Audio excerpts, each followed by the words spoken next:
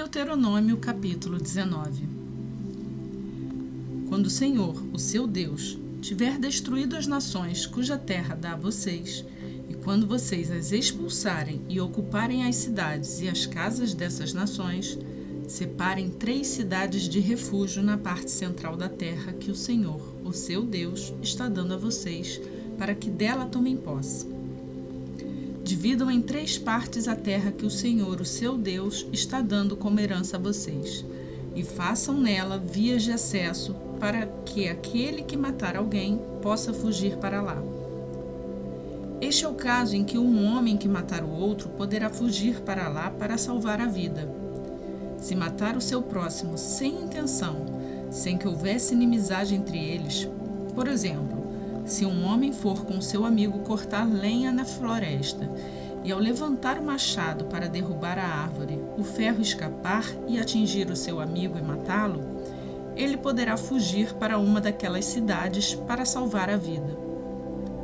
Do contrário, o vingador da vítima poderia persegui-lo enfurecido e alcançá-lo, caso a distância fosse grande demais, e poderia matá-lo, muito embora este não merecesse morrer, pois não havia inimizade entre ele e o seu próximo. É por isso que ordeno a vocês que separem 3 cidades. Se o Senhor, o seu Deus, aumentar o seu território como prometeu sob juramento aos seus antepassados, e der a vocês toda a terra que prometeu a eles, separem então as 3 cidades. Isso acontecerá se vocês obedecerem fielmente a toda esta lei que hoje ordeno a vocês. Amar o Senhor, o seu Deus, e sempre andar nos seus caminhos. Façam isso para que não se derrame sangue inocente na sua terra, a qual o Senhor, o seu Deus, dá a vocês por herança, e para que não sejam culpados de derramamento de sangue. Mas se alguém odiar o seu próximo, ficar à espreita dele, atacá-lo e matá-lo, e fugir para uma dessas cidades, as autoridades da sua cidade mandarão buscá-lo na cidade de refúgio e o entregarão nas mãos do vingador da vítima para que morra. Não tenham piedade dele. Eliminem de Israel a culpa pelo derramamento de sangue inocente, para que tudo vá bem com vocês. Não mudem os marcos de divisa da propriedade do seu vizinho, que os seus antecessores colocaram na herança que vocês receberão na terra que o Senhor, o seu Deus, dá a vocês para que dela tomem posse. Uma só testemunha não é suficiente para condenar alguém de algum crime ou delito. Qualquer acusação precisa ser confirmada pelo depoimento de 2 ou 3 testemunhas. Se uma testemunha falsa quiser acusar um homem de algum crime, os 2 envolvidos na questão deverão apresentar-se ao Senhor diante dos sacerdotes e juízes que estiverem exercendo o cargo naquela ocasião. Os juízes investigarão o caso e, se ficar provado que a testemunha mentiu ou deu falso testemunho contra o seu próximo, deem-lhe a punição que ele planejava para o seu próximo. Elimine o mal do meio de vocês. O restante do povo saberá disso e terá medo, e nunca mais se fará uma coisa dessas entre vocês. Não tenham piedade. Exijam vida por vida, olho por olho, dente por dente, mão por mão, pé por pé.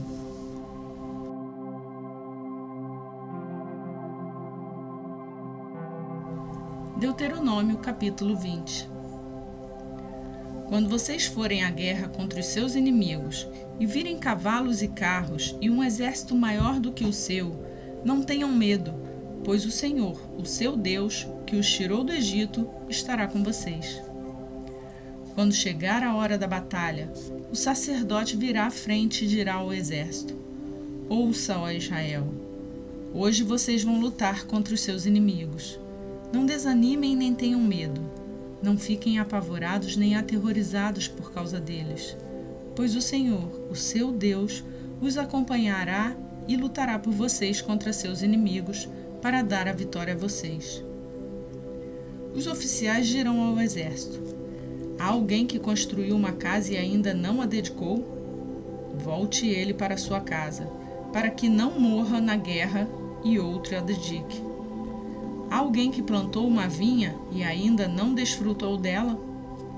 Volte ele para sua casa, para que não morra na guerra e outro desfrute da vinha. Há alguém comprometido para casar-se, que ainda não recebeu sua mulher?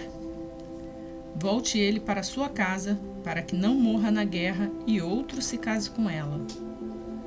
Por fim, os oficiais acrescentarão: alguém está com medo e não tem coragem? Volte ele para sua casa, para que os seus irmãos israelitas também não fiquem desanimados.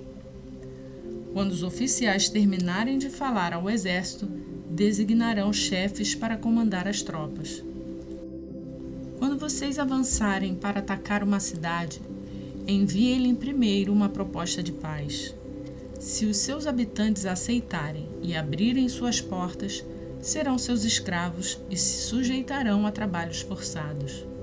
Mas se eles recusarem a paz e entrarem em guerra contra vocês, sitiem a cidade. Quando o Senhor, o seu Deus, entregá-la em suas mãos, matem ao fio da espada todos os homens que nela houver. Mas as mulheres, as crianças, os rebanhos e tudo o que acharem na cidade será de vocês. Vocês poderão ficar com os despojos dos seus inimigos dados pelo Senhor, o seu Deus. É assim que vocês tratarão todas as cidades distantes que não pertencem às nações vizinhas de vocês. Contudo, nas cidades das nações que o Senhor, o seu Deus, dá a vocês por herança, não deixem vivo nenhum ser que respira.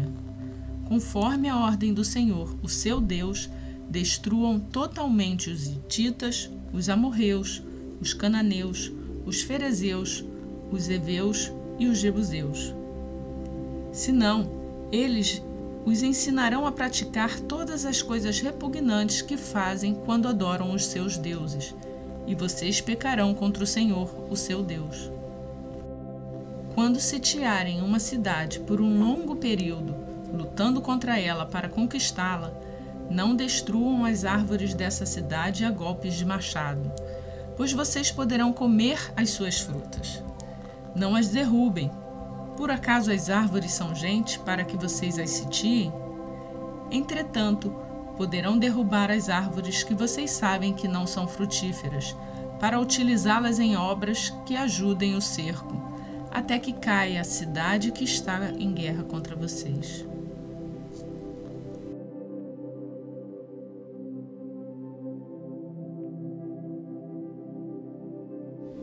João, capítulo 21.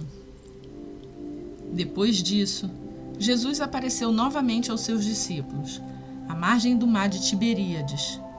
Foi assim. Estavam juntos Simão Pedro, Tomé, chamado Dídimo, Natanael, de Caná da Galileia, os filhos de Zebedeu e os 2 outros discípulos. Vou pescar, disse-lhe Simão Pedro. E eles disseram: Nós vamos com você. Eles foram e entraram no barco, mas naquela noite não pegaram nada. Ao amanhecer, Jesus estava na praia, mas os discípulos não o reconheceram.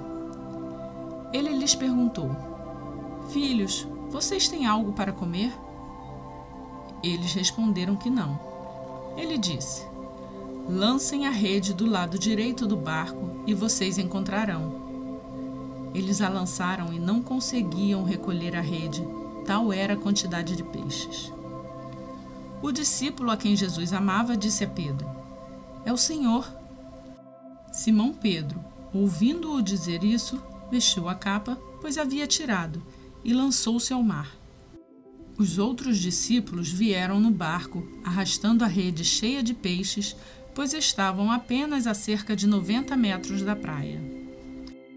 Quando desembarcaram, viram ali uma fogueira, peixes sobre as brasas e um pouco de pão. Disse-lhe Jesus: Tragam alguns dos peixes que acabaram de pescar.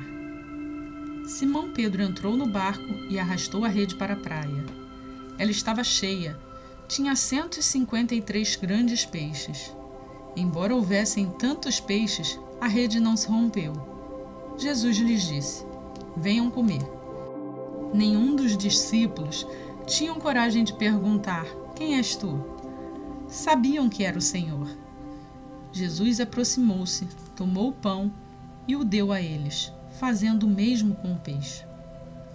Esta foi a terceira vez que Jesus apareceu aos seus discípulos depois que ressuscitou dos mortos.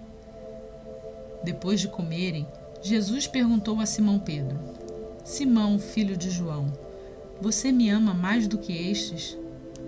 Disse ele: Sim, Senhor, tu sabes que te amo. Disse Jesus: Cuide dos meus cordeiros. Novamente Jesus disse: Simão, filho de João, você me ama? Ele respondeu: Sim, Senhor, tu sabes que amo. Disse Jesus: Pastorei as minhas ovelhas. Pela terceira vez ele lhe disse: Simão, filho de João, você me ama?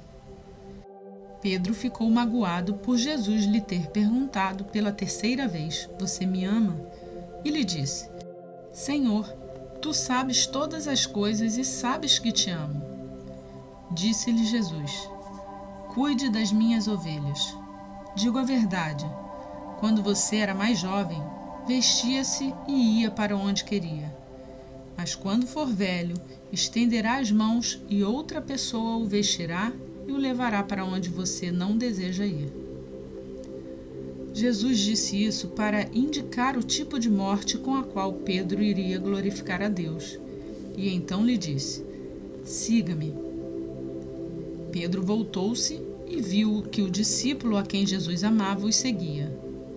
Este era o que estivera ao lado de Jesus durante a ceia e perguntara: Senhor, quem te irá trair?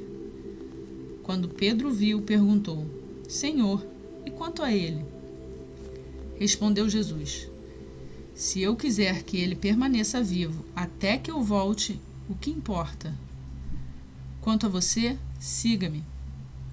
Foi por isso que se espalhou entre os irmãos o rumor de que aquele discípulo não iria morrer. Mas Jesus não disse que ele não iria morrer, apenas disse: Se eu quiser que ele permaneça vivo até que eu volte, o que importa? Este é o discípulo que dá testemunho dessas coisas e que as registrou. Sabemos que o seu testemunho é verdadeiro. Jesus fez também muitas outras coisas. Se cada uma delas fosse escrita, penso que nem mesmo no mundo inteiro haveria espaço suficiente para os livros que seriam escritos.